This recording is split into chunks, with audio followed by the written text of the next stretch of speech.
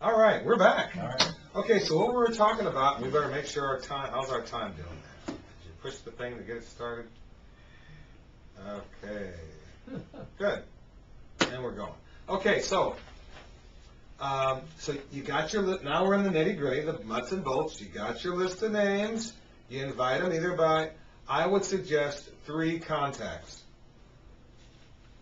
Email, either fax or postcard, and phone. Fax is kind of out these days, but it still can be used. So email is 1, phone is 1, and what was the other one? A postcard, fax or postcard. 3 contacts are best, and contact them soon. If you're going to have, for example, a meeting on the 30th, then contact them tomorrow and say, hey, I'm going to have a get-together. Man, I'll tell you what, since I talked to you last, let me tell you what's going on. And just your excitement and enthusiasm, genuine enthusiasm about what you're doing is half of the deal right there. Well, what? You know what? I'm so excited, but I'll tell you at the meeting, I want to buy you dinner or d'oeuvres and a drink or two, and I'll tell you then, we're getting together, but I'm raising capital for a company. I'm a part of a public company, and we're going to take even this actual division public eventually. And so you just ought to see what we're doing. Oh man, is it exciting!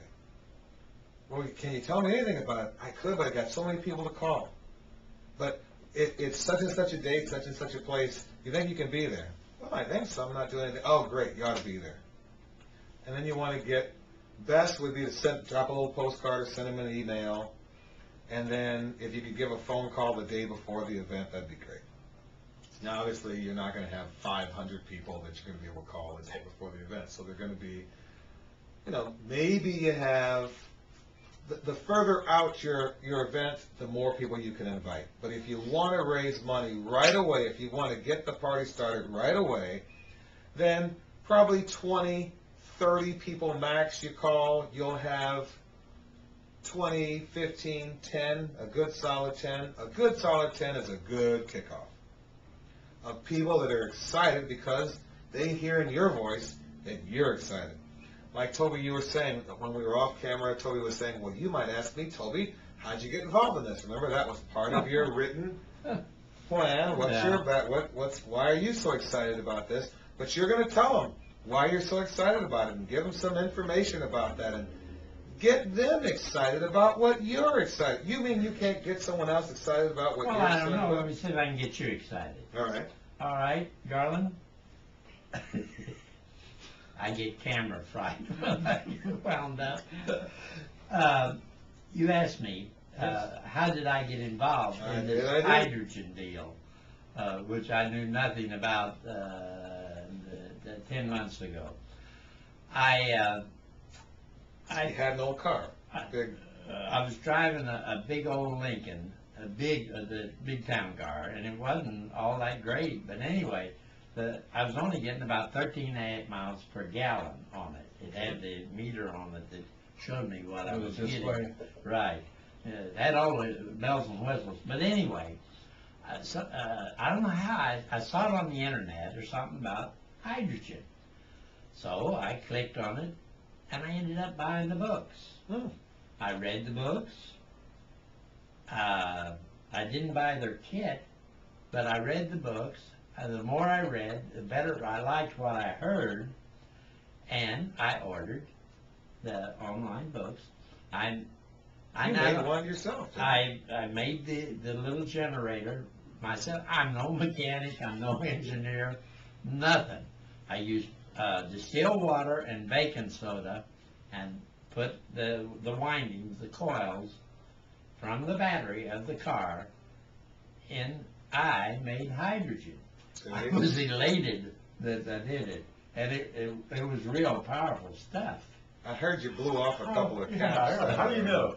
Well, because we lit it with a torch, and it went boom. A little stupid on my part, but nevertheless, you made I upped the gas mileage on that thing from 13.5 to 20.5 with a fruit jar of distilled water. I had 2 of them on there, and it was so simple. If I'd have got into the electronic end of it, where I could have fooled the computer, and I didn't follow it all the way at that point. But every month they're coming out with, not every month, but every 2 or 3 months, they're working on this all around the world. It is the future. Now, my idea of a company is to convert all these millions of cars that are out there now that you own. You can't, the average American cannot afford that new $50,000 hybrid. He just can't afford it. But he can afford to convert his old car, and they're coming out with new hydrogen generators now that they will guarantee you 50% increase on Okay. your gas mileage. I'm going to stop him there, but you see how excited he got about that? And Well, it's that a part fact. wasn't scripted. He's excited about it. If he's excited about it, I'm going to get excited about it. Other people will get excited about it. And their only way to respond, other than saying, that's great, that's good for you, is to write a check, and then they can be a part. You know what? People sometimes will write a check just to be a part of it. Whether it's ever going to be anything great or not, they hope it will, but they really want to be a part of something that's exciting, something that's going. Most people, Vince, live lives of quiet desperation. They just have nothing to look forward to. You come along and you're like, hey, here's what I'm doing. So that's what got you turned on or started with your the AC thing here. Well, I have to tell you that here recently I went through a little bit of a medical issue that caused me to have a, what most people would consider rather severe. But I was in the hospital. I had a hospital stay, and then I had 3-4 months of convalescing at home to get right. By the way, I'm right. Yeah. Hey, thank God. And during that time, I realized that I wanted to do something else. I was going to live. I'm not going to die. And I'm going to live a long time. And I've got, what can I do that the internet is coming about, and how do I share all these years of knowledge? Because some of the industries, the trades, there just isn't a lot of young people coming into them. And so there's a lot of things happening at the manufacturing level that are taking that into account. Making equipment that needs less human interaction. Nobody has to touch it as much. It's diagnosing problems, okay? And so, but that knowledge still has to be there, but how does it happen to the homeowner?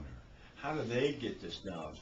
One They engineer, can. I mean, where are they going to get right, it? one bright engineer can come up with ideas and concepts that eclipse the thinking of thousands of people. And how do you share that information?